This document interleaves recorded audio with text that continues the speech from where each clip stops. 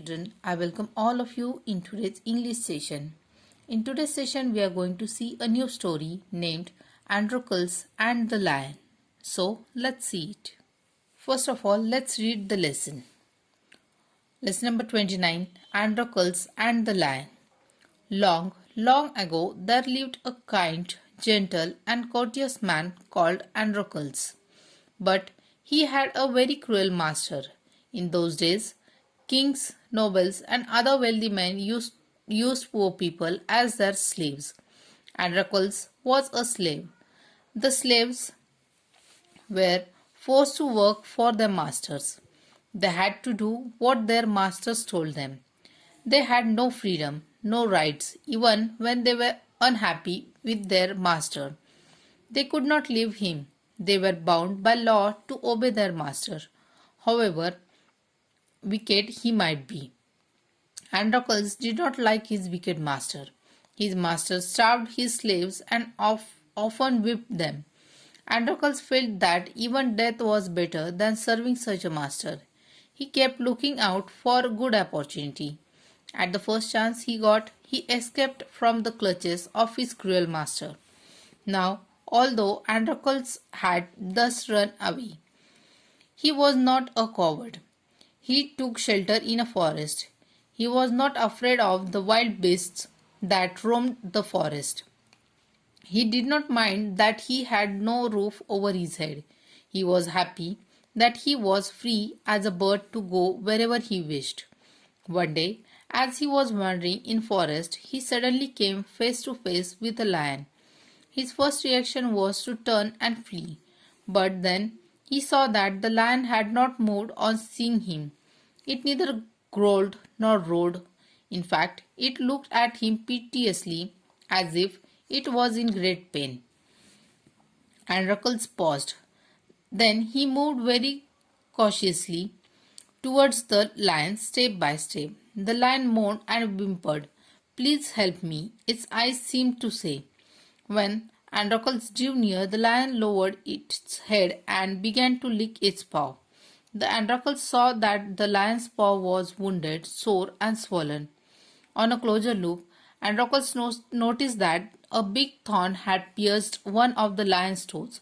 So, this is the cause of the lion's distress, thought Androcles. Summoning upon all his courage, Androcles stretched his hand slowly toward the injured paw. He was afraid that the lion would attack him if he touched his swollen paw, but the lion seemed to understand his good intention. Androcles took the paw in his left hand. Deftly he pulled out the thorn. Then, tearing a piece of his own clothing, the kind man bound up the lion's injured paw. To his surprise and wonder, the lion then licked his arm as if to show gratitude. Androcles remained with the lion till it could walk again. He would hunt in the forest and share his food with the helpless beast. Every day he would clean and dress the lion's wound. Soon the lion was able to move about. Many times it followed Androcles wherever he went. In the meanwhile, Androcles' master had complained to the authorities that his slave Androcles had run away. Soldiers were sent in all directions to capture Androcles. They searched for him high and low but couldn't find him.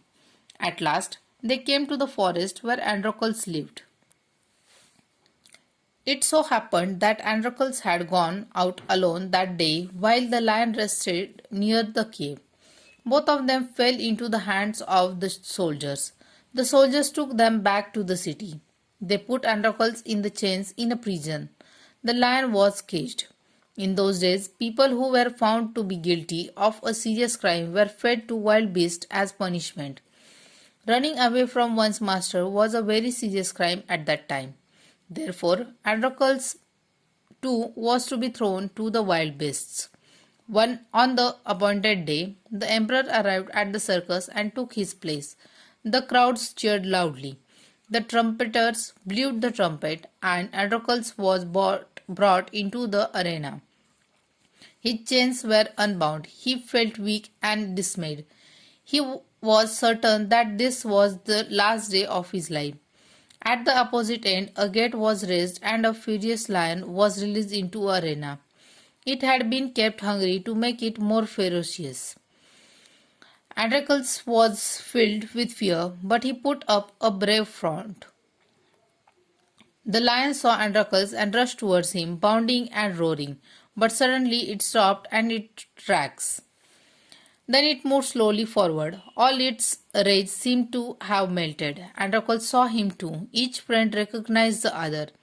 To everyone's amazement, the lion bounded towards Androcles again. But when it reached him, it began to purr and rub its nose against him. Androcles hugged the lion. He wept with relief and joy.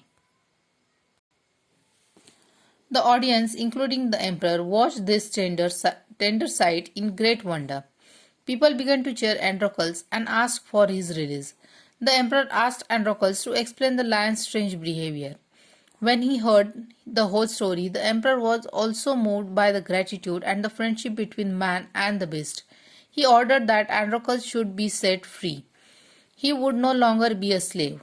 When the emperor asked Androcles what other reward he would like, Androcles replied that he did not want anything for himself, but he wanted the lion to be set free too. The two friends went back to the forest to live a free life. So children, we have read a story called Androcles and the Lion. This is the story of a kind and gentle slave named Androcles and a lion. In this story, the man and the beast become fast friends after Androcles helps the lion and puts it out of its pain. Through this lesson, we have seen how doing good deed and being kind and helpful to everyone always help us in some way. Now children, you have to read this lesson and then you have to write quick check questions in your notebook and then complete your workbook in neat and clean handwriting. Thank you. Bye.